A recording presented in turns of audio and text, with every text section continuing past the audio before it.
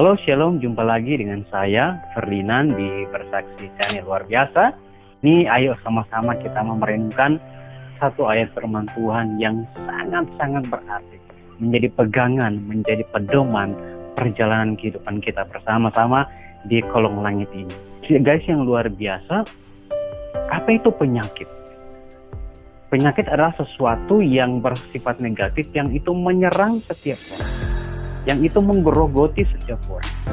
Penyakit yang luar biasa yang harusnya dihindari oleh manusia, yang harusnya tidak ada dalam kehidupan manusia, tetapi justru hadir di kolong langit ini dan itu menghantui setiap manusia. Kita mau belajar penyakit kekal yang itu dulu sekarang akan hidup di tengah-tengah kehidupan manusia, hidup bersama-sama dengan orang-orang di kolong langit ini.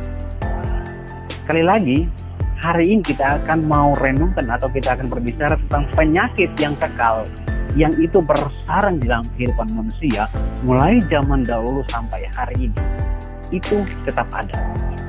Ayo kita buka sama-sama di dalam Yesaya 53 ayat yang keempat. Ini berkata bahwa sesungguhnya penyakit kita lah yang ditanggungnya dan kesengsaraan kita yang dipikulnya. Padahal kita mengira dia kena tulah, dipukul dan ditindas Allah. Ini luar biasa. Tetapi sesungguhnya penyakit kita lah yang ditanggungnya. Sesungguhnya penyakit kita lah yang ditanggungnya. Yang jadi pertanyaan adalah, penyakit seperti apa sebenarnya yang kita alami? Atau mungkin ada yang mau lihat di atas ini penyakit yang ditanggungnya? Atau mungkin ada yang membedakan di atas ini penyakit apa sebenarnya yang kita alami?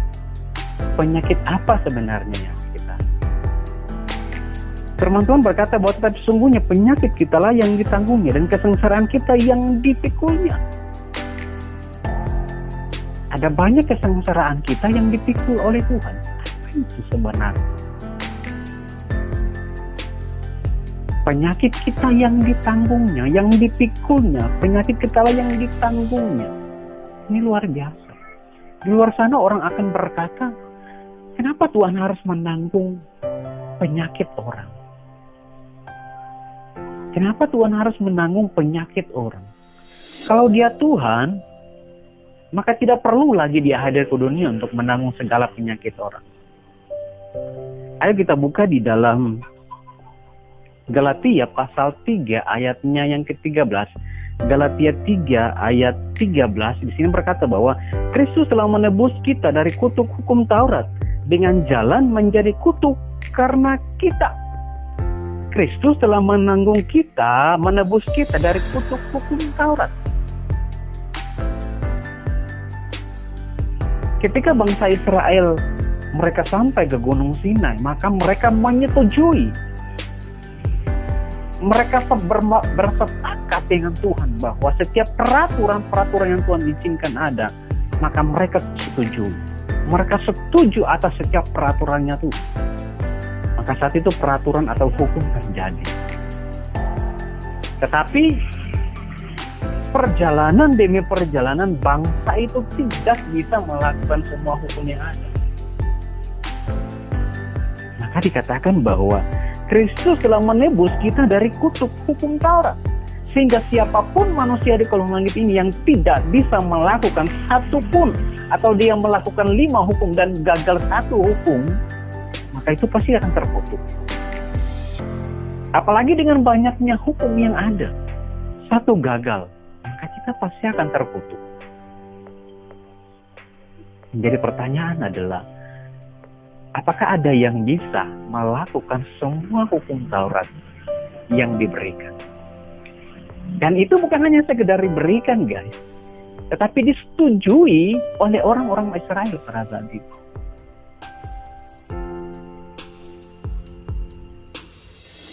Tetapi mereka tidak sanggup untuk melakukan hukum Taurat.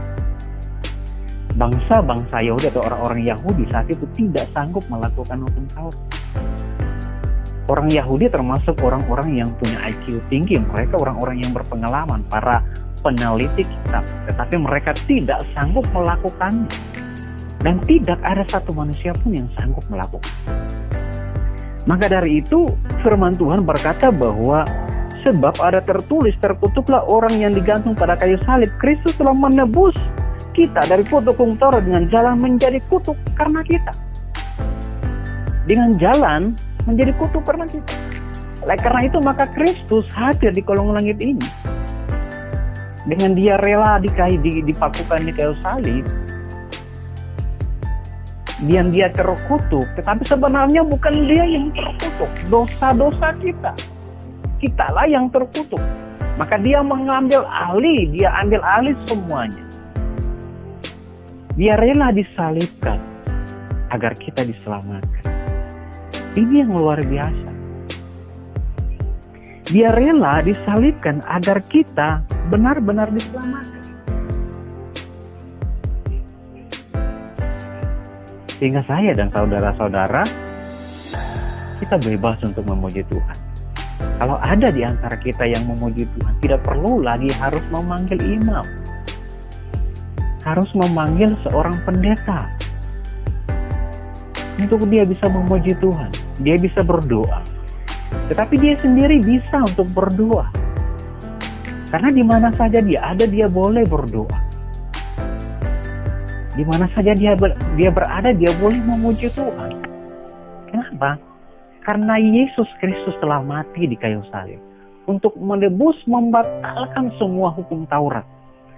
Sehingga setiap kita boleh datang untuk memuji, memuliakan Tuhan. Luar biasa, saudaraku.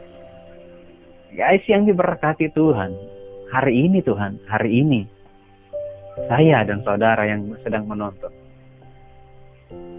punya masalah, punya keranduan, boleh secara langsung untuk bersujud, secara langsung untuk menyembah, secara langsung untuk memuji Tuhan. Karena setiap kita diizinkan untuk hadir di mezbah, untuk hadir memuji Tuhan, untuk hadir di altarnya yang kudus, altarnya yang kudus, yang luar biasa. Kenapa? Kita sudah diselamatkan. Kita sudah disediakan pintu atau jalan yang luar biasa. Jalan menuju kepada Bapa, jalan menuju kepada Yesus, jalan menuju ke surga. Itu Tuhan sudah sediakan lewat salib yang Tuhan Yesus sudah kerjakan, atau yang Yesus sudah kerjakan. Haleluya. Biarlah kita diberkati lewat perenungan ini yang singkat, luar biasa, dan terima kasih untuk setiap penonton yang sudah menonton. Jangan lupa like, komen, dan subscribe, serta tekan lonceng yang ada, sehingga saya terus semangat untuk upload video yang bertemakan rohani, edukasi, bahkan memberikan semangat bagi setiap orang yang putus asa. Haleluya. Baik, puji Tuhan. Shalom, shalom, shalom.